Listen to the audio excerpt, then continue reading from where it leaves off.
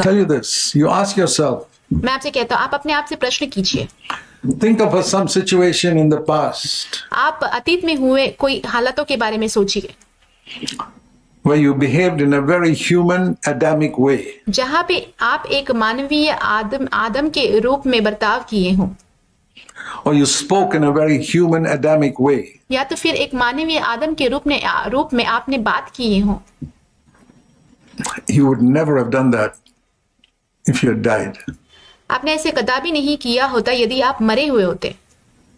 Say, Lord, I want to die to this प्रभु, आप कहते, प्रभु मैं इसके लिए मरना चाहता हूँ, life of Adam that I've got in me.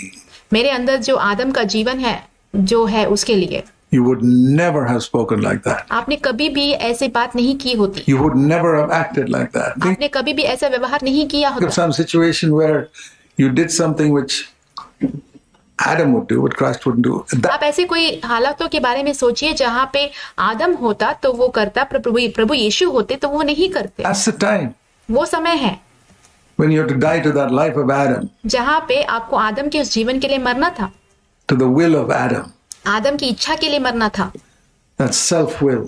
वो स्वयं की इच्छा। Now I want to say to this, you dear brothers and sisters, if you don't take this seriously, अब मैं आपसे कहना चाहता हूँ प्रिय भाइयों बहनों, यदि आप इस बात को गंभीर रूप से नहीं लेंगे, I'll tell you honestly, you just forget about discipleship मैं आपसे ईमानदारी से कहता हूँ कि आप शिष्यत्व के बारे में भूल जाइए। and come here to NCCF every Sunday and sing all these wonderful hymns and all that. आप यहाँ NCCF में हर रविवार को आ सकते हैं और जितने भी गीते हैं, सुंदर से गीते, सब कुछ आप गा सकते हैं हमेशा, But you're not a disciple. पर आप एक शिष्य नहीं हैं। And in that case, just forget about New Covenant. उस मामले में फिर आप नई वाचा के बारे में भूल जाइए, You will not know it. आप उसे नहीं जानेंगे। You know it in theory and you'll probably be able to preach it to others as well. आप उसे सिद्धांत के रूप में जान पाएंगे, हो सकता है कि आप दूसरों को इसके बारे में प्रचार भी कर पाए, But you're not doing it in your daily life. पर आप अपने प्रतिदिन के जीवन में इसे नहीं कर रहे हैं। The only person who has the authority to speak about this एकमात्र व्यक्ति जिसके पास इसके बारे में बात करने का अधिकार होगा, is the one who's sincerely seeking वो होगा जो सच में ईमानदारी से इस बात की खोज करता हो, always 24 hours a day हमेशा दिन के 24 घंटे die to himself. स्वयं के लिए मरता हो। When he's tempted with his eyes, जब उसे आंखों से प्रलोभन होता है, when he's tempted to say something with his tongue, जब भी उसकी जुबान से कुछ बोलने का प्रलोभन उसे होता है, when he's tempted to write something, जब उसे कुछ लिखने का प्रलोभन होता है, when he's tempted to react in a certain way in his office or even when you're driving the car, जब आप दफ्तर में हो या तो फिर गाड़ी चला रहे हो, तब कुछ किसी तरीके से प्रत्युत्तर देने का कोई प्रलोभन आता है। if I'm not serious about this, यदि मैं इस बात को लेकर गंभीर नहीं हूँ, forget about discipleship. शिष्यत्व के बारे में फिर भूल जाइए। All that you hear about the new covenant will be theory. जितनी भी बातें आप नई वाचा के बारे में सुनते हैं, सब कुछ एक सिद्धांत बन के रह जाएगा। Always bearing in my body, हमेशा मेरे शरीर में लिए फिरना। Lord, and you know the Holy Spirit will tell you, और आप जानते हैं पवित्र आत्मा जो है वो आपको कहेगा, okay, you're facing a situation, this is what Jesus would do right now. अच्छा तुम एक परिस्थिति का सामना कर रहे हो, तो प्रभु यीशु मसीह होते तो अभी इसी वक्त इस प्रकार से करते। This is how he would react to that action. वो क्रिया के लिए प्रभु होते तो इस प्रकार से प्रतिक्रिया देते। Or this is how Jesus would respond to that person speaking to you like this. और वो व्यक्ति जो आपसे इस तरीके से बात कर रहा है, प्रभु यीशु होते तो उसे इस तरीके से प्रतिक्रिया देते। And you have a choice in that moment और वहां पे आपके पास एक चुनाव होता है उस क्षण में, to say yes or no. हाँ या ना कहने की। One more thing in this connection. इससे जुड़ा हुआ एक और बात, It's not just that the life of Jesus will be manifest in me. इतना ही नहीं कि प्रभु यीशु मसीह का जीवन सिर्फ मेरे अंदर प्रकट किया जाएगा। Imagine the life of Jesus Christ coming up. It's almost as the Holy Spirit is waiting at that moment. आप कल्पना करके देखिए कि प्रभु यीशु मसीह का जीवन जो है वो हमारे अंदर प्रकट किया जा रहा हो, या ऐसा ही है जैसे कि पवित्र आत्मा इस क्षण के लिए इंतजार ही कर रहा हो, Saying, will this child of mine die to himself? Then ये कहते हुए कि क्या ये मेरा जो संतान है वो स्वयं के लिए यहाँ पे मरेगा, in my life, I can bring the life of Jesus into him right now. ताकि इसी वक्त मैं प्रभु यीशु मसीह का जीवन इसके अंदर ला पाऊं। And we don't do it. और जब हम नहीं करते हैं, And the life of Jesus does not come forth. फिर प्रभु यीशु का जीवन जो है आगे नहीं आ पाता।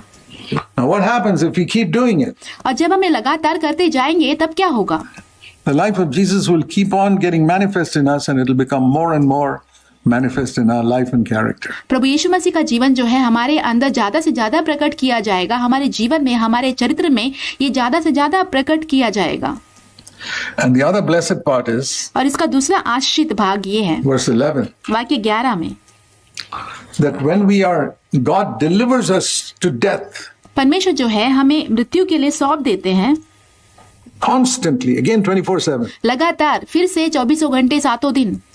He brings us into situations वो हमें ऐसे परिस्थितियों के सामने लाते हैं where we are, as it were, God arranges circumstances to जैसे कि परमेश्वर ही इन परिस्थितियों का योजना कर रहे हों, deliver you into the opportunity to die with Jesus there. ताकि आपको उस बात के लिए सौंप रहे हों जहाँ पे आपको प्रभु यीशु मसीह के साथ मरने का मौका मिल रहा है। Another opportunity to keep your mouth shut. एक और मौका मिलता है ताकि आप अपने मुंह को बंद रखें। Another opportunity to respond in love और एक मौका मिलता है ताकि आप प्रेम में प्रत्युत्तर दें to somebody who has treated you with hatred or उस व्यक्ति से जो आपके साथ बहुत ही नफरत से बर्ताव किए हों, hurt you in some way. And या तो फिर आपको उन्होंने कुछ चोट पहुंचाई हो, respond in love. उसे जो है प्रेम से प्रत्युत्तर देना है। And I don't take it. फिर मैं वो नहीं लेता हूँ तब। And the Holy Spirit says, फिर पवित्र आत्मा कहता है this guy is not interested in discipleship. ये जो व्यक्ति है वो शिष्यत्व में दिलचस्पी नहीं रखता है। It's only, he sings about it, talks about it in church. वो जो है कलीसिया में आके इसके बारे में बात करता है, इसके बारे में गीत गाता है। He's not interested in the life of Jesus at all. ये जो है, ये व्यक्ति जो है प्रभु यीशु मसीह के जीवन में बिल्कुल भी दिलचस्पी नहीं रखता है। He wants to understand it वो सिर्फ इसे समझना चाहता है so that he can talk about it, sing about it, and tell others. ताकि वो इसके बारे में बात कर पाए, गीत गा पाए या तो फिर दूसरों को कह पाए। Dear brothers, प्रिय भाइयों, what will happen is if we are delivered over, this life will be manifested in others through you. That's तो यदि हम जो है मृत्यु के लिए सौंप देते हैं अपने आप को, तब क्या होगा कि ये जो जीवन है आपके द्वारा दूसरों पर भी प्रकट किया जाएगा। the second part. इसका दूसरा भाग यही है। Verse 10, it is manifested in me. वाक्य 10 में ये जो है मेरे अंदर प्रकट किया जाता है। And then, the Bible says about rivers of living water flowing out.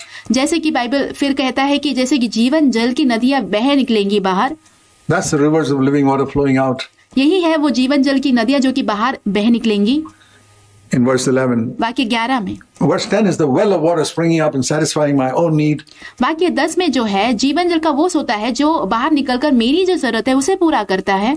Verse 11 is the rivers of living water flowing out from us. पर वाक्य 11 में जीवन जल की नदियां जो कि हमारे अंदर से बह निकलती हैं। The life of Jesus is manifested for the sake of others. प्रभु यीशु मसीह का जीवन जो है दूसरों के लिए प्रकट किया जाता है। We who are delivered to death are delivered to Jesus' sake. So the life of Jesus is manifest in our mortal flesh, and this death, when it works in us, verse 12, life works in you, Corinthians. तो हम जो मृत्यु के लिए सौंप दिए जाते हैं ताकि यीशु का जीवन भी हमारे मरणहार शरीर में प्रकट हो, सो मृत्यु तो हम पर प्रभाव डालती है और जीवन तुम पर, तुम कुरिन्थियों पर। वाक्य 12, It life works in you. This is the way to be a blessing to other people. और यही एक मार्ग है जिसके द्वारा हम दूसरों के लिए एक आशीष का कारण बन सकते हैं।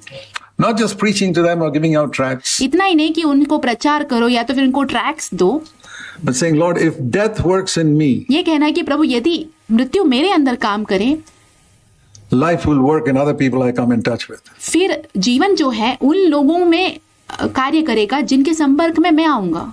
It's an amazing verse. ये बहुत ही अद्भुत सा एक वचन है। Verse 12. वाक्य 12, It's linked to verse 11. ये जो वाक्य है वाक्य 11 से जोड़ रखता है। So, if you really want to be a witness for Christ in the new covenant, यदि आप सच में नई वाचा में प्रभु यीशु मसीह का एक गवाह बनना चाहते हैं this is how it is. तो ये इसी तरीके से है। Life works in us. जीवन जो है वो हमारे अंदर काम करता है। Death works in us माफ कीजिए, मृत्यु जो है वो हमारे अंदर काम करता है so that life of Jesus comes forth in us and then flows out ताकि प्रभु यीशु मसीह का जीवन जो है हमारे द्वारा आगे आए और आगे बहता जाए, to other people also. दूसरे लोगों तक भी वो पहुंचता जाए।